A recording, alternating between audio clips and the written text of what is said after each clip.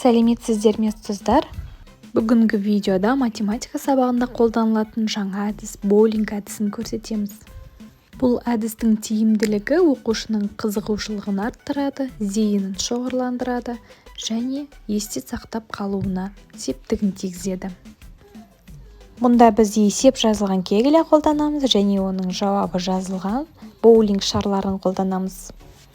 Есеп жазылған кегелерді тақтаға тізіп бір қатар бойына орналастырсаңыз болады, немесе осы суреттегідей етіп екі қатарға қоюға да болады.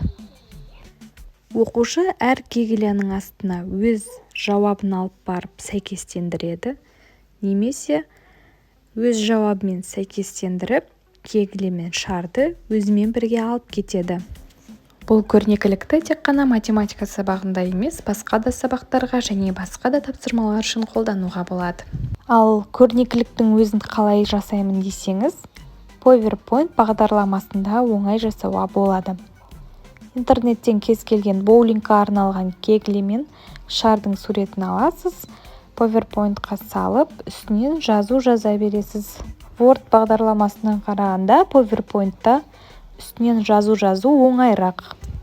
Жасап қолданып көріңіздер. Назарларыңызға рахмет. Осындай ақпараттар қажет болса, каналға тіркеліп алыңыз.